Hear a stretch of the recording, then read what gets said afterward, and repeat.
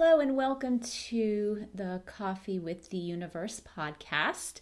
I am your host, Laura Goldstein, and today I want to talk about finding, discovering, uncovering a sense of purpose, meaning in your life. It could be career related or just in general, but it can actually be very confusing to find this or figure this out.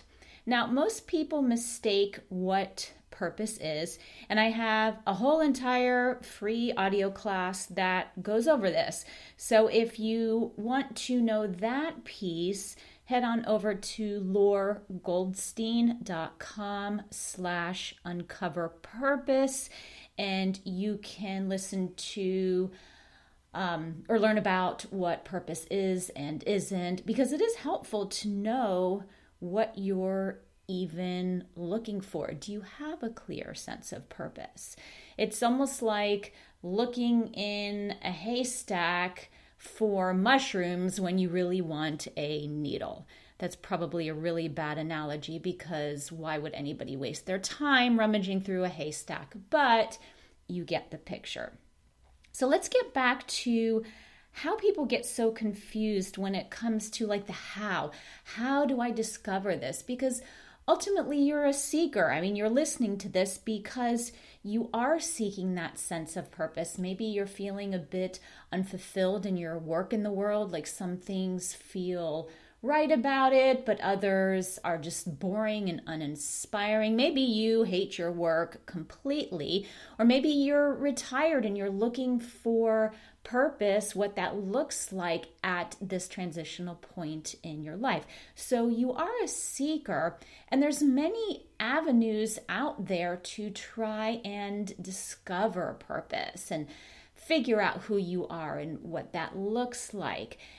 Some of it is helpful, some of it's very accurate, but it can confuse the picture. So I do want to talk about these different avenues. Some you might have already tried, but I want to really narrow it down to specific nuance, like what is this saying about you, and where does it actually like live in your body? Is it soul level? Is it the mind? And when I go into this, you'll see what I mean. But I think it's important that when you do learn something about yourself, you kind of know where that's coming from and what that actually means and how that equates to overall purpose. All right, the first avenue is a lot of people look to astrology. Now, here is my disclaimer. I am not an astrologist. I have a reading and they talk about houses and suns and vectors, and I have no idea what that means, okay? So that's my disclaimer. And there's probably a lot of astrologists that would disagree with what I'm saying, but what I'm sharing is based on my own personal experience and what I have really discovered about myself. Now, there is a lot of truth to astrology. I am a Libra. Yes, I have trouble making decisions. I love balance and order. I crave partnerships. So there is a lot of validity there for me. However, when I think about my life and where that comes from, it seems to describe my personality more than anything else. And your personality is really related to your mind and to your ego. I know a lot of spiritual communities denounce the ego and talk about how evil it is and we should banish it. But the reality is we have one. We were divinely created with one. So why would we banish it? It's almost like, oh, I was created with two arms. I don't think it's good to have both, so I'm going to pretend one doesn't exist and like not ever do anything with it. So I don't really understand that philosophy. The key is to understand the ego, to have a healthy ego, and to not let it become like this runaway train. You, as a divine being, are an observer of what's going on. So you're really the observer of your ego, all right? And you're the observer of your personality, all right? You know when you read your what is it, monthly astrology report or whatever they call that thing. When you read it, some things align to you, but you're an observer of that. You're like, oh, this makes sense to me. Oh, this doesn't. So I feel like when we get information about our skills, things that we like, our preferences about who we are from an astrological perspective, it is more reflective of personality. My personality is that I don't really like conflict. I prefer balance and harmony. So do I do unhelpful things to try and avoid conflict at time? Absolutely. I witness myself doing that. And then am I aware that I'm doing this and maybe I need to find a more constructive outlet? Absolutely. But I almost feel like it's more around my mind, and it really changes depending on my life stage. Like, I'm more comfortable with conflict now, getting close to 50, than I was in my 20s. So there are often things that resonate when we read about our zodiac sign, and there's things that don't resonate, and things can change too. So for me, I feel like the information I get from this helps me to understand how my mind works and what some of my preferences are, but it doesn't necessarily dictate my divine purpose. And there will be astrologers that disagree with me. I know, I get it. But just knowing myself at soul level and doing the work I do, it just seems to fit more into that category for me. What else? I wanted to say something else about astrology. Oh my gosh, it left my mind. Okay, I'll come back to it if I think of it. So speaking of mind, we're going to talk about... Oh, now I remember what I want to say. I listen a lot to Michael Singer. He is the author of The Untethered Soul. It's a great book, so if you haven't read it, please do read it. And he described personality in a very interesting way. He said that our personality is kind of like our coping mechanisms. This is how we cope in the world. And I thought, that's kind of interesting. And when I go back to look at my preference for balance and harmony, yes, when things are unbalanced and not harmonious, my way of coping is trying to create peace. Whereas other people are okay with some chaos in their life and, they just go about their business. It's not important to them. So I just thought that was a really interesting thing to think about. How is what I know about my personality maybe being used as a way to cope? Now, it might be a relatively helpful coping skill. It may not be a great coping skill, but just something interesting to think about. So I thought I would share that and throw that out there. Okay, the second thing I want to talk about is archetypes. Now, I do a lot of archetypal work with clients, not so much anymore, but I can't say that. And archetypes are basically the roles that we play. If you know Carl Jung, he was a pretty well-known psychotherapist who studied archetypes and worked with his clients from an archetypal perspective. So archetypes are roles that we either prefer to play or that we are currently engaged in. So this is also more personality mind oriented. So for example, there's many archetypes out there. Caroline Myss, MYSS, is also an author and Oracle card deck creator that works with archetypes. So you can check her out for maybe some more information about what they are, because she probably does a better job of describing it than I do. But really, an archetype is a role that our mind, our ego, typically likes to play. So I am an alchemist. I love to transform things. I'm also a creator. I love to create. I'm creating content all the time. And these are roles that come easily to me. So it does dictate a little bit of my strengths, like from an egoic perspective, from a mind, maybe brain-based perspective. What am I truly good at? And it's transforming things, people, whatnot, and creating new things. However, we also have archetypes that are more traditional roles, like nurturer. I mean, if you are a new parent, you are falling into that role of a mother, someone who is nurturing a young baby. We also have archetypes that reflect maybe dark periods in our life. For example, the vampire, the energy sucker. And, we've all been in that place where we are struggling with something and we just want to vent to people and we're kind of like draining their energy. That's what we do as human beings. You also have your victim archetype being in that role. So some of the roles are not like all Miss Mary Sunshine. It is various stages that we go through in our life and the roles that we're playing.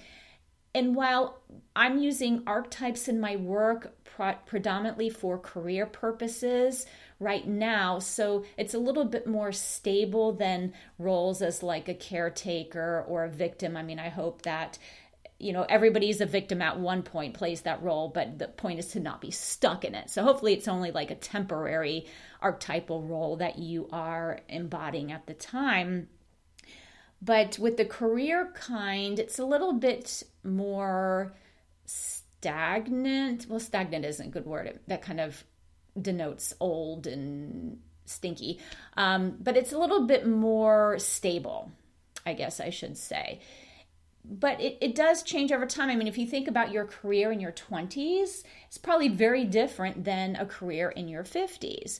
So these archetypes are going to change slightly as we move through life, but it is kind of helpful to know, hey, what role does my mind, my ego, my brain, and even though your mind and brain are not the same thing, I do think that some strengths are brain-based, like this is how our brain is wired. So I kind of lump them in together sometimes, but please know, like your mind and your ego are very similar. Your brain is just an organ. It's like a computer. But it is helpful to know this about yourself, because when you can do work in the world where you feel like you are in your element, like you are in flow, you connect to that sense of purpose. When we are engaged with something that brings us joy and it's easy and it's like, oh, this is just my thing, I'm in my zone of genius, that's where we garnish feelings of purposeful, meaningful work. Even if that work is just a hobby, even if it's just gardening, you know what I'm talking about. So it's nice to know, hey, from an ego perspective, where do I flow? Where is my little monkey mind completely happy doing what it's doing? Because then you can make adjustments to what you're doing to reflect that. But that still really isn't purpose. That's more, what are my strengths? All right, a third avenue that people look to for like finding their purpose is personality tests. Now, these are just, again, strengths, your ego, mind, brain-based strengths. This isn't necessarily purpose. And the reason why I say that is because you can be really good at something, but really hate doing that thing. Like, for example, back in the day, I used to do freelance web design. All right, I am really good at computer stuff. I learned from my dad. It's a little bit of my strengths. I mean, both at soul level, so I can understand that, but also from a brain-based level. I was very good at math. I liked structure. So I understand like why I was good at this in terms of like my personality and my brain, but I hated sitting behind my computer. It was totally lonely work, and I love engaging with people and working with clients. And being a website designer did not allow me that freedom. I was like stuck behind the computer coding. So while my strengths from a personality, even slightly soul level perspective said, hey, you're good at this, that doesn't necessarily mean that you're passionate about it or that it's meant to be part of your divine purpose. Okay, so personality tests will tell you about yourself, will tell you about your mind and how your brain operates, but that's kind of where it stops. And here's the thing, the results of a personality test is only as good as the person taking the test. So if you are a little bit confused about your preferences and your style, and you answer from a place of, well, this sounds like how I want to be, or this is how I think I should be, then your results are going to be skewed. I've taken the Myers-Briggs test probably like 4 or 5 different times throughout my life over, various periods of time. And I've gotten slightly different answers each time. Okay, so keep that like in mind. It's like a grain of salt that personality tests are going to give you some insight into your strengths and how you operate, but it's not really determining, what is my greater purpose in the world, what is going to feel in alignment, and what is going to kind of help me connect to that soul part of myself. A fourth avenue that people often turn to is meditation. Now, meditation is a fantastic tool. I love meditation. I'm not knocking it, but I think a lot of people use meditation to try and get something versus using meditation to just ground themselves and sit with themselves and just be that observer of like thoughts that flow by. I mean, it's like we tend to use meditation because we're trying to get something, and it doesn't always work that way. But here's the thing with meditation. First off, you need to know what purpose is and what that looks like for you. Otherwise, you're meditating on finding something that you're not even quite sure what you're looking for. It's like someone telling you to, go get me a flux capacitor. And you're like, okay, great. And, what the hell is a flux capacitor? I don't even know what store to go to for that. So when we meditate, if we're like meditating on purpose, but we don't really know what we're looking for, something could come to us and we could completely miss it and, just think it's irrelevant when it's actually connected. So it's hard to find what you're looking for when you don't know what you're looking for. But a lot of people meditate because they hope that my purpose will fall into my lap. Like if I do this enough, Spirit will reveal this to us. Like we need somebody to tell it to us. And we just wait and we pray and we set intentions and we wait some more. And it can be a long way. Yeah, some people do get a sense of this through self-discovery and maybe going on like a 3-week retreat to an exotic country somewhere or like some kind of yoga, seminar, not a seminar, but like people will go like a sabbatical. That's what I was looking for. They go on like yoga sabbaticals and things like that. So there are people who do have that desire to self-discover, but it takes a long time. So if you were like me, I was just like, I know I'm being called to do something, and I know that what I'm doing right now isn't working, and I don't feel like I'm purposeful in my work. I keep feeling unfulfilled, and I don't know why. Then you probably just want a pretty, quick answer. It's like, I just want to figure this out so I can move on with my life. And while meditation is very helpful for many things, it can be a long process. And you know what, to be honest, meditation is a practice. I mean, I'm at 5 minutes now, and I've been meditating consistently for about, I would say, 3 years now. I mean, I would do it off and on before, but I mean, like really consistent as part of my morning practice, as part of my morning coffee with the universe practice. And, you know, some days 5 minutes is hard. It's like after 2 minutes, my mind is already taken off and all of these different thoughts and blah, blah, blah, and all this garbage coming out. So it's challenging just to meditate in itself, to be in just take some time as that seat of self where you're just in awareness of, you know, senses and things like that, but you're not really attaching to them. It's really challenging. So I don't recommend like taking up meditation just in order to find your purpose, because I think it might be a little bit more of a struggle than anything else. Another tool that someone might use on their great search for purpose is tarot cards. I know that a lot of like psychics, you can go and get a psychic reading around purpose, and someone will lay out some cards and talk to you about that.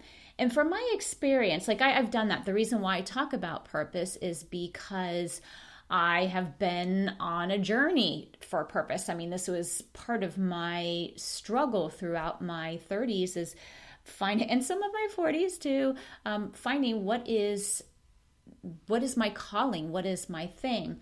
And in a tarot reading, a psychic reading, I found that the cards were accurate, but they were only accurate at that present time. The thing with tarot is that we are constantly in motion and flow, and we can make different decisions. And also tarot, sometimes depending on the intention of the reader, tarot is just a reflection of where we are right now. It's basically reading current energy. I know there's people that do fortune telling with tarot, and I love tarot cards, but I'm not a big fan of like fortunes and outcomes, just because we have free will and our life is constantly changing. So with tarot readings, if the cards are reading the energy around what is now, I might have like a temporary purpose at the time, but I didn't feel like the information I got was like the answer that, oh, that makes sense. I never really felt that way. Some will, and you might have tried this, used tarot yourself, like you've used the cards and you pull a couple cards and you're like, what is my greater purpose? And you come up with whatever. I did this many years ago, and I got the Two of Pentacles. And if you look at the Two of Pentacles, it looks like a guy juggling two coins. And I was in the circus in college, so the second I looked at this card, I was like, oh my gosh, it's a circus card. The guy is juggling. And I thought, my purpose is to juggle stuff.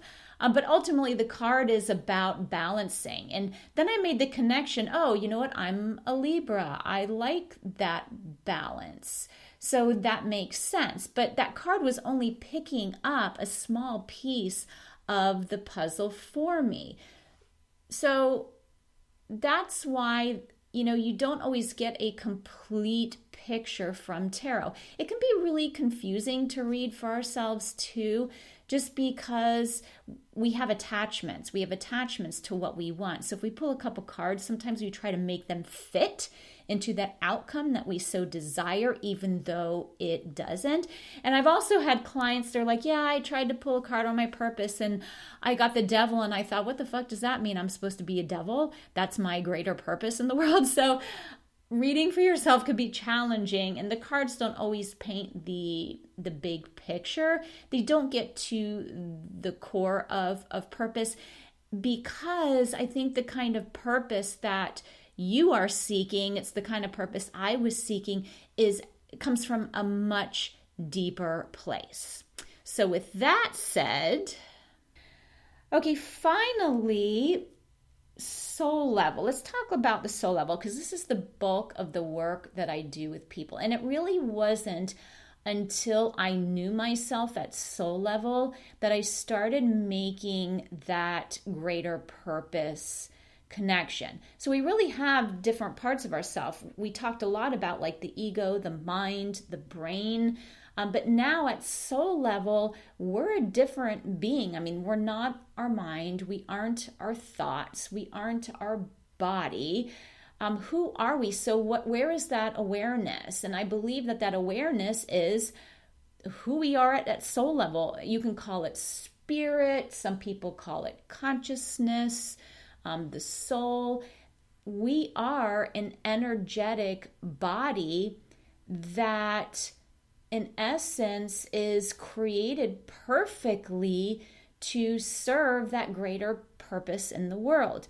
And when you know your soul level attributes, it's almost like an energetic blueprint for how you were designed as a soulful being, like how you were meant to contribute to the world, what comes easy. When you know that about yourself, things are really in flow. I mean, even more in flow than, say, harnessing your archetypal strengths or something you learned about yourself from your natal chart using astrology.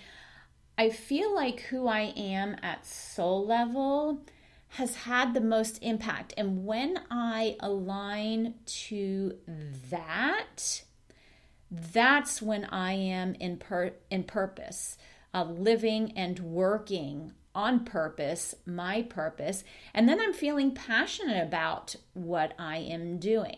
Passion is a whole other conversation, but they are closely tied together. So for me, the answer has been finding my purpose and really knowing myself at soul level, but also knowing these other things about myself so I can like put all of the pieces together. So at soul level, I am a divine communicator. This is why words and speaking and writing come so easily to me. I mean, people will be like, well, how can you dictate a whole, blog post in 10 minutes? I'm like, I don't know. I just take out my phone. I'm a natural channel for information. Things flow through me, and now I have a blog post. And there are people who struggle with this. So I know that this is a soul level attribute of mine. And when I can combine that with what I know about my primary archetypes, then I feel like I'm in purpose, working on purpose, in purpose, on purpose, serving my purpose. So you feel aligned and fulfilled when you're operating in like your zone of genius. And from my experience, the core of that lies in who you are at soul level. Okay, so with that said, I encourage you to first, if you haven't, download my free class that talks about what purpose is and isn't, because it's really going to make that clear for you. You can get that at loregoldstein.com/uncover-purpose. So that will give you a little bit of a clue. It also does go into like what purpose is in depth. That wasn't my point for this podcast. My point for this podcast was to really, hopefully, give you a sense of relief that it can be really confusing to figure out and uncover your purpose, because there's so many different avenues, and what does this mean and what does that mean? That's completely normal. So I just wanted you to understand that there's different levels of information, and to help you start thinking about, well, okay, I took this personality test, but what does it mean? Can I take it with a grain of salt? Okay, maybe your primary and secondary archetype. Maybe you don't. But that might be like, oh, you know what? That would be really helpful, because I feel like my mind is like this runaway train, and I really don't know like what my brain-based strengths are. And maybe you're like, gosh, I don't really know myself at soul level. I need that information because it's going to help me put the pieces of the puzzle together. That's what I want you to kind of figure out from this. And if you need help knowing yourself at soul level, I do have an Uncover Your Purpose session with me, you can head over to loregoldstein.com. I have a services page. You can read about it, what you get, what's included. So that is an option for you. Okay.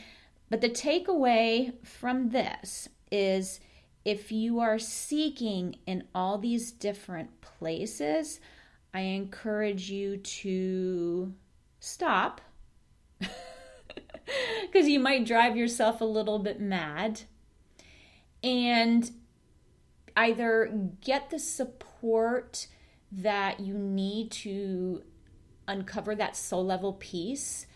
That's why I have that session, because we kind of go over all this and put it together. Or if you are of the self-discovery mind, that's fine. At least you have a better understanding as to the different levels where purpose and strengths lie. You have a little bit more clarity and understanding around that. All right. Thank you for joining me today for this episode of Coffee with the Universe. I will see you next time.